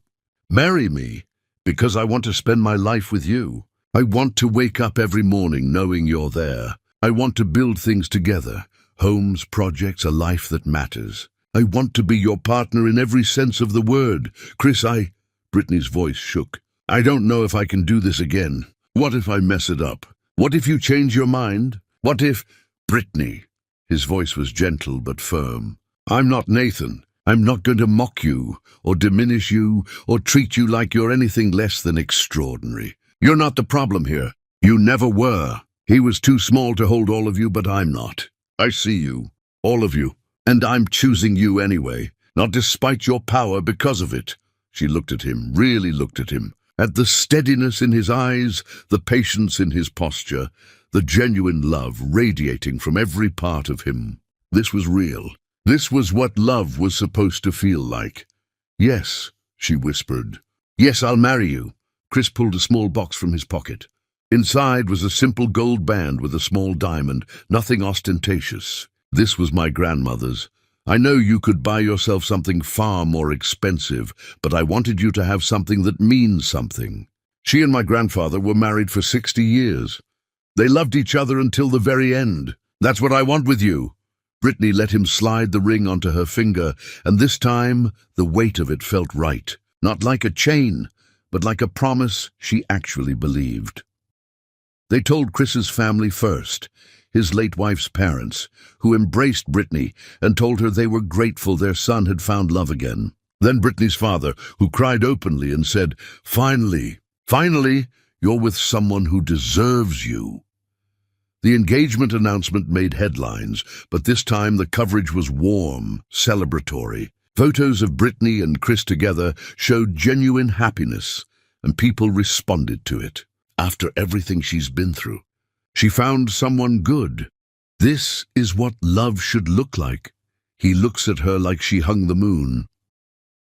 Nathan saw the announcement on a newspaper someone had left in the laundromat. He stared at the photo, Brittany radiant, Chris's arm around her, both of them smiling like they shared a secret. The caption read, "Power couple, Brittany Tillman announces engagement to humanitarian builder Chris Richards." The pain was sharp and immediate. Nathan had to sit down, his legs suddenly weak. This should have been him. They should have had this happiness, this future. But he'd thrown it away, and now Brittany had found someone who appreciated what Nathan had been too blind to see. Gabriel fussed in his stroller, and Nathan forced himself to focus on his son rather than his regrets. He couldn't change the past. He could only survive the present and hope that someday, somehow, he'd build something resembling a decent life for his boy. Meanwhile, Brittany and Chris were planning a wedding that would be a celebration, not a spectacle. They chose a historic estate with gardens overlooking the harbour, decided on a ceremony that would be intimate but not exclusive. Brittany wanted to share her joy with everyone who'd supported her, her employees, her board members, the families from the community centre, everyone who'd seen her value when she needed it most. "I want this to be a beginning," she told Chris as they reviewed guest lists. "Not just for us, but for everyone who's ever been told they weren't enough. I want them to see that you can survive betrayal and find something better on the other side." "Then that's what we'll give them," Chris said, kissing her forehead. The night before the wedding, Brittany sat with her father in his study. He was frailer now, but his mind was still sharp, his love still unconditional. "Are you happy, my dear?" he asked. "I am," Brittany said honestly. "Really, truly happy. Then I can rest easy. I worried for so long that Nathan had broken something in you that wouldn't heal. But you're whole again, stronger even. He didn't break me, Papa. He just taught me what I wouldn't accept anymore. In a way, I'm grateful. If I'd never hit that low, I might never have found the strength to demand better." Her father smiled. "That's my girl, always finding the lesson." They sat together in comfortable silence, and Brittany felt the circle completing. She'd hidden herself to find love and found contempt. She'd revealed herself and found respect. And now, standing in her truth, she'd found real love, the kind that amplified rather than diminished, that celebrated rather than resented, that chose her fully and completely. As the sun set on the eve of her wedding, Brittany thought about the woman she'd been 3 years ago. Quiet, small, desperate to be loved. That woman had survived a birthday massacre, had found her spine, had reclaimed her power, and now she was ready to share her life with someone who actually deserved it. Tomorrow, she would wear white again, but this time, she wouldn't walk toward a future of mockery and cruelty. She would walk toward Chris Richards, toward a life built on respect and genuine partnership, toward happiness she'd earned by refusing to settle for less than she deserved. And Nathan? Nathan was no longer her concern. He was the past, a chapter closed, a lesson learned. She hoped he found peace eventually, for his son's sake, if nothing else. But his redemption wasn't her responsibility. Her only responsibility was to live fully, love completely, and never make herself small again.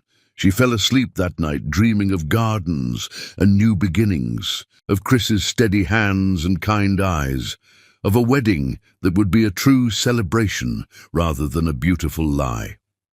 And in the morning, she would step into her real future, not as someone's wife, but as her complete self, choosing partnership with someone who valued every part of who she was. Finally, beautifully, irrevocably free. Chapter 9. The Eve of Glory. The night before a wedding is not about the ceremony to come, but about honoring every battle that brought you there. The estate glowed in the darkness, windows spilling golden light across manicured gardens. Brittany stood on the terrace outside her old bedroom, the one she'd slept in as a child before life had gotten complicated, before love had turned to ashes. Her father's house had always been a sanctuary, and tonight, on the eve of her wedding, it felt like a fortress protecting something precious. Inside, she could hear laughter. Chris's late wife's parents were sharing stories with her father, their voices warm and familial. Her closest friends from the company were there.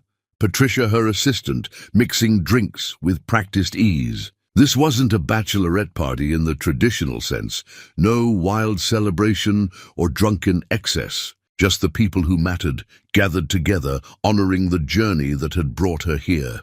"You're doing that thing again," Patricia said, stepping onto the terrace with 2 glasses of wine. "That thinking too much thing." Brittany accepted a glass with a smile. "Just reflecting. On what? How far you've come. How you survived a nightmare and came out stronger. On whether I'm ready to try again, to trust someone with everything I am." Patricia was quiet for a moment, looking out at the gardens. "Can I tell you something? I've worked for your family for 15 years. I watched you grow from a teenager into a woman, watched you fall in love with Nathan, watched you slowly disappear, trying to be what he needed. And then I watched you come back to yourself, stronger and clearer than before. You're ready, Brittany. More ready than you've ever been, because this time you know your worth. What if I'm wrong about Chris? What if you're not wrong? I've met him, watched how he treats you, how he talks about you when you're not in the room.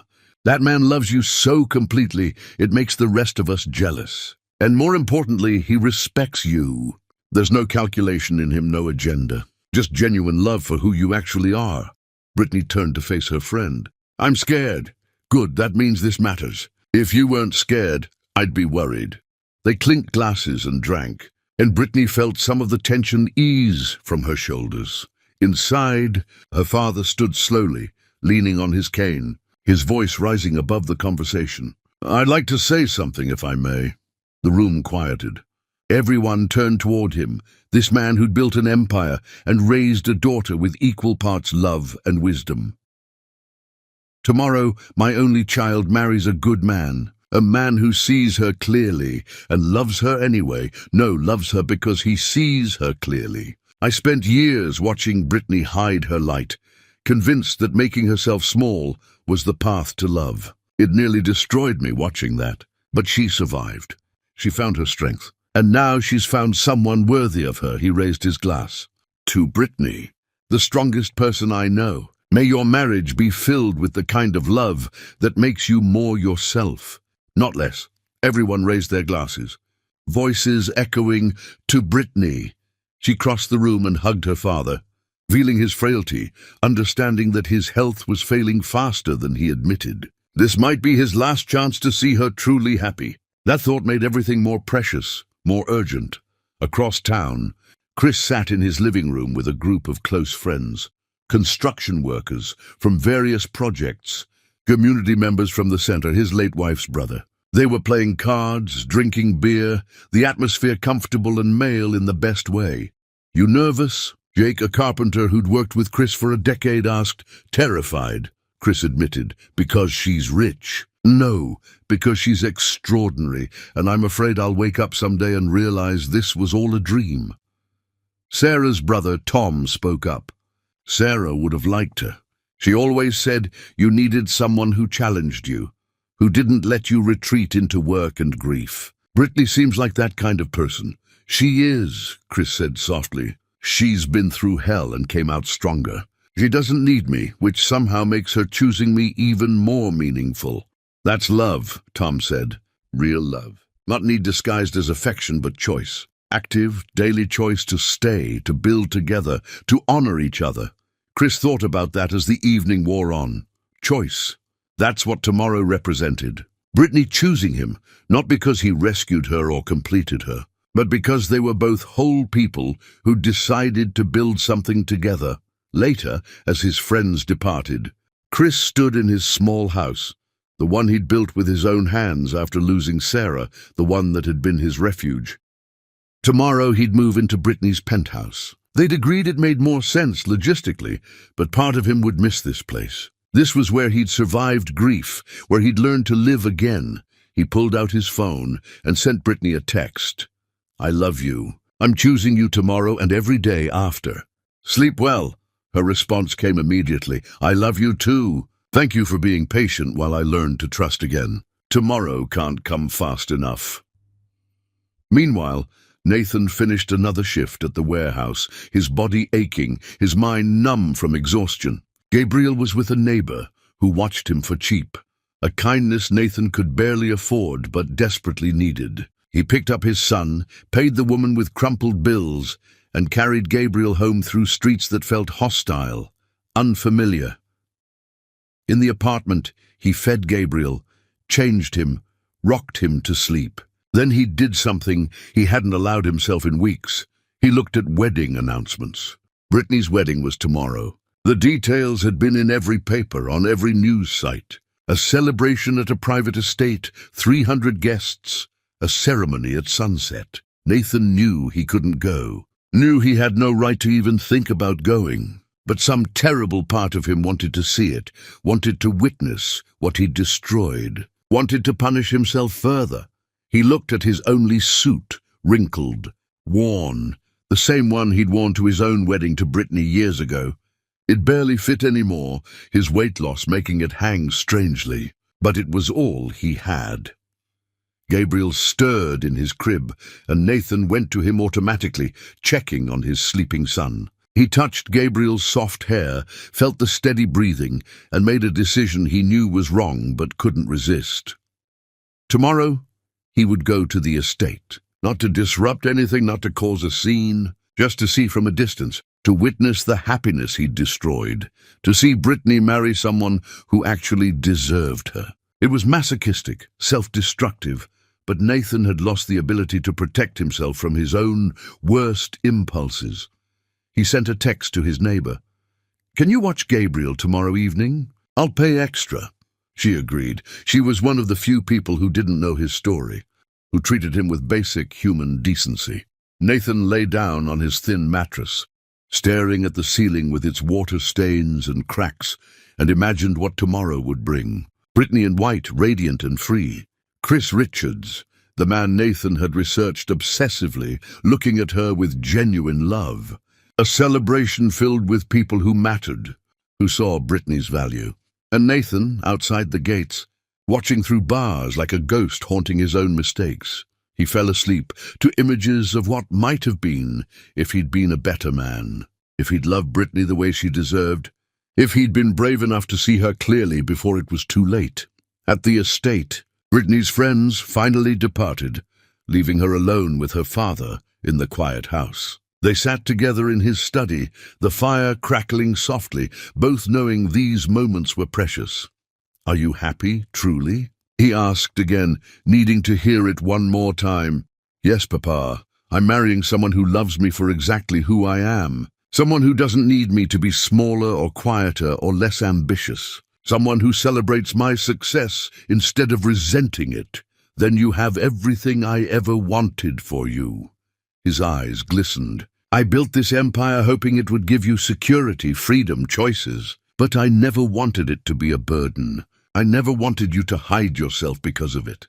I know. And I'm done hiding. Tomorrow I stand in front of everyone as exactly who I am, Brittany Tillman, in all my power and all my love. And Chris will stand beside me as an equal, not threatened by what I have, but proud to be chosen by who I am." Her father reached out and took her hand. "Your mother would be so proud. She always said you had a spine of steel beneath all that kindness." She was right.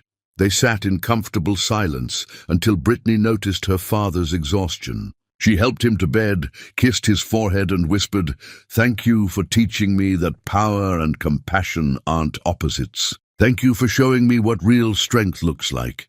Sleep well, my dear," he murmured. "Tomorrow begins your real life. Finally."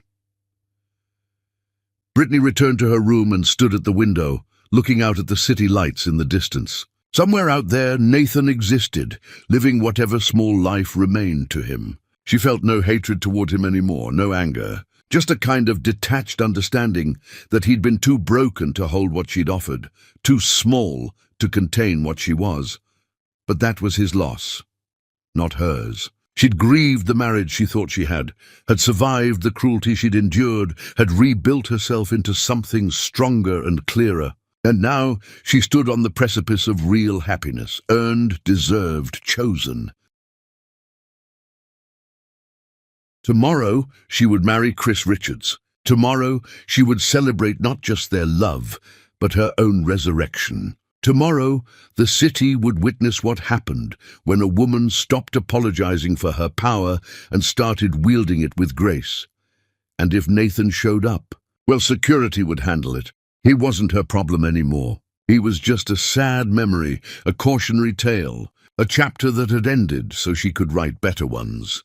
Brittany climbed into bed, her grandmother's ring on her finger, and felt nothing but anticipation for the morning. No fear, no doubt, no second thoughts. Just pure, clear certainty that she was exactly where she was supposed to be, with exactly who she was meant to be with.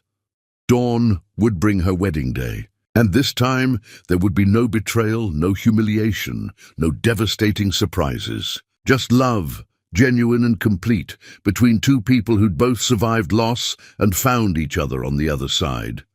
She fell asleep smiling, dreaming of gardens and promises, of Chris's steady hands and kind eyes, of a future that stretched out bright and boundless before her.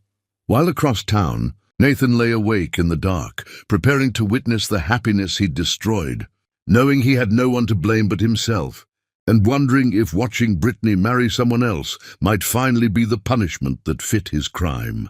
Tomorrow would change everything. For Brittany, it would be a beginning. For Nathan, it would be a final, devastating end. The city held its breath, waiting for dawn. Chapter 10. The Golden Gates. Every ending is someone's beginning, and every beginning requires the courage to close a door that once mattered. The estate gardens transformed into something from a dream as the sun descended toward the horizon. 300 guests filled white chairs, arranged in curved rows, facing a flower-covered archway. The harbour glittered beyond the ceremony site, boats drifting peacefully, the world itself seeming to pause for this moment. Brittany stood in her childhood bedroom, wearing a gown that captured light and held it, cream silk that flowed like water, simple but exquisite. Her hair was swept up, revealing the graceful line of her neck. She wore no dramatic jewelry, just small diamond earrings and Chris's grandmother's ring on her right hand, saving her left for the wedding band waiting below. Patricia finished the last adjustments, stepping back with tears in her eyes. "You're stunning, absolutely stunning. I feel different than last time," Brittany said quietly. "Last time I was terrified of being seen. This time I want everyone to look. That's because this time you're marrying someone who actually sees you." A knock on the door. Her father entered slowly, distinguished in his suit despite the cane, despite the way illness had hollowed him. But his eyes were bright, fierce with love and pride. "My extraordinary daughter," he said. "Are you ready?" "More ready than I've ever been." They made their way downstairs, through halls filled with photographs of Brittany's childhood, her mother's smile captured in frames on every wall. At the garden entrance, the wedding coordinator nodded, music began, and doors opened to reveal the ceremony space. Every head turned. Brittany walked on her father's arm down an aisle strewn with rose petals, past faces she knew, board members, colleagues, community center families, friends who'd supported her through everything. Their expressions held joy, admiration, celebration. And at the end of the aisle stood Chris Richards in a simple grey suit, his eyes locked on her, his face radiating something so genuine it made Brittany's heart skip. He wasn't looking at her wealth or her status. He was looking at her, at the woman he loved, at his future. Her father placed her hand in Chris's, whispering, "Take care of her, but remember, she doesn't need taking care of. She just needs honoring." "Always," Chris promised. The officiant began, but Brittany barely heard the traditional words. She was too focused on Chris, on the way he held her hands like they were something sacred, on the tears gathering in his eyes that he didn't bother to hide. When it came time for vows, Chris spoke first, his voice steady despite the emotion.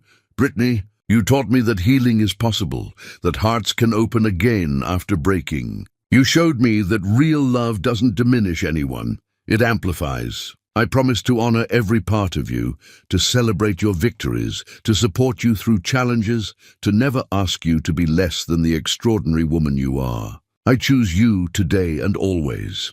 Brittany's own voice was clear and strong. "Chris, you gave me something I'd stopped believing in, genuine partnership. You never needed me to hide or shrink or apologize. You saw my power and thought it was beautiful. I promise to build a life with you based on respect, honesty, and real love. I promise to be your partner in all things, to stand beside you as an equal, to choose you every single day. Thank you for waiting while I learned to trust again." The rings were exchanged, simple gold bands that felt right. That felt like promises both of them would keep. "I now pronounce you husband and wife." Chris pulled Brittany close and kissed her, and the crowd erupted in applause and cheers. But Brittany barely heard them. She was too busy feeling Chris's arms around her, too busy understanding that this was what love was supposed to feel like. Safe and exciting, grounding and liberating, peaceful and passionate all at once. They walked back down the aisle together, hand in hand, and Brittany felt lighter than air. No regrets, no fears, no shadows, just pure joy. The reception was everything she'd hoped, elegant but warm, celebratory but intimate. Her father gave a toast that made everyone cry, talking about watching his daughter find her strength, about the pride he felt seeing her choose happiness. Chris's late wife's parents spoke too, blessing the union, grateful their son had found love again. As Brittany and Chris took their first dance, he whispered, "Have you noticed the man at the gate?" Brittany's body tensed slightly. "Nathan. Security spotted him an hour ago. He's just standing there watching. They asked if I wanted him removed." Brittany was quiet for a moment, still swaying to the music. Then she said, "Let me handle it." She excused herself, kissing Chris's cheek, and walked through the gardens toward the estate's entrance. Security parted for her, and there, beyond the iron gates, stood Nathan. He looked terrible. Gaunt, hollow-eyed, wearing an ill-fitting suit that had seen better days. When he saw her approaching, something broke in his expression, not hope but recognition of finality. Brittany stopped a few feet from the gate. They looked at each other across the barrier, two people who'd once shared a life, now separated by so much more than iron bars. "You came," Brittany said, "not angry, just observing. I needed to see that you're happy." Nathan's voice cracked. "That I didn't destroy you permanently. You didn't destroy me at all, Nathan. You destroyed yourself. I survived. I rebuilt. I found someone who actually deserves me. I know. I see that now. I see everything I was too blind to see when I had it." He gripped the gate. "Brittany, I am so sorry. For every cruel word, for every dismissive look, for parading Amber in front of you, for wasting 3 years, treating you like you were nothing when you were everything. I'm sorry." Brittany studied him, this man who'd once been her husband, her love, her future. She felt no satisfaction in his suffering, no triumph in his regret, just a calm understanding that some people learn their lessons too late. "I forgive you, Nathan," she said quietly. "Not because you've earned it, not because your apology changes anything, but because holding on to anger would poison my happiness, and I refuse to let you take one more thing from me. So yes, I forgive you, but forgiveness doesn't mean reconciliation. It doesn't mean friendship. It means I'm releasing you from my life completely." Nathan's face crumpled. "Thank you. That's more than I deserve." "It is, but I'm not doing it for you. I'm doing it for me." She paused. "I heard you have a son, Gabriel?" Nathan looked surprised. She knew. "Yes, he's 8 months old now. Be better for him than you were for me. That's the only redemption available to you, raising your son to be the kind of man you should have been. Teach him to value people for who they are, not what they can give him. Teach him that a woman's worth isn't measured by how small she makes herself. Teach him that real strength means honoring the people who love you." "I will. I promise I will." Brittany turned to leave, then paused. "Nathan, I spent 3 years believing I wasn't enough. That if I could just be different, quieter, smaller, you'd finally love me. But the problem was never me. It was that you couldn't love anyone, not even yourself. I hope you learn how. For Gabriel's sake, if nothing else." She walked away without looking back, returning to the reception, to Chris, to her real life. Nathan watched her go. Watched the way she moved through the gardens, like she owned them, which she did. Watched her rejoin her husband. Watched them dance and laugh and live in a world he'd never be part of again. Security approached him gently. "So you need to leave now?" Nathan nodded, his vision blurred with tears. He took one last look at the celebration, at Brittany in her wedding gown dancing with a man who knew her value, at the life he'd thrown away because he'd been too arrogant to see what was right in front of him. Then he turned and walked away, through streets that didn't belong to him anymore, past buildings owned by the woman he'd destroyed, back to his tiny apartment where his son waited with the neighbor. He paid the woman, took Gabriel into his arms and held him close. "I'm going to do better," he whispered. "I'm going to teach you everything I learned too late. You're going to grow up knowing how to treat people with respect, how to value them, how to love without taking. You're going to be everything I wasn't." Gabriel made a small sound, and Nathan smiled through his tears. This was his life now, small, humble, focused on being a better father than he'd been a husband. No grand redemption, no dramatic comeback. Just daily survival and the slow work of becoming someone his son could be proud of. Back at the estate, the celebration continued into the night. Brittany and Chris cut their cake, tossed the bouquet, danced with friends and family. The city's most powerful woman celebrated her marriage surrounded by genuine love, her past firmly behind her, her future bright with possibility. As midnight approached, Chris pulled Brittany close. "Everything you hoped for?" "Better," she said. "Because it's real, because I'm whole, because you love me exactly as I am." They kissed as fireworks exploded over the harbor, the sky lighting up in celebration. The guests cheered, the music swelled, and Brittany understood with crystal clarity that this was what she'd been fighting for all along. Not revenge against Nathan, not validation from people who'd dismissed her, just the right to exist fully, to be loved completely, to build a life based on truth rather than hiding.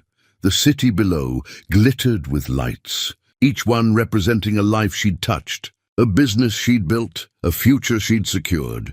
Brittany Tillman Richards stood in the gardens of her childhood home, her husband's arms around her, her father watching with pride, her empire solid beneath her feet. She'd been told she was nothing. She'd believed it for too long. And then she'd remembered who she was, reclaimed her power, and built something beautiful from the ashes of betrayal. Some stories end with revenge. This one ended with rebirth, and in the quiet space between both, every woman who'd ever felt invisible could see herself reflected back, powerful, worthy, deserving of love that celebrated rather than diminished. Brittany had survived being destroyed. She'd rebuilt herself into something stronger, and now, finally, she stood exactly where she belonged, visible, valued, victorious in the most important way, by being completely, unapologetically herself. The night held them all. The celebration, the music, the love, and morning would bring new beginnings. But tonight was perfect. Tonight was enough. Tonight was everything. The end.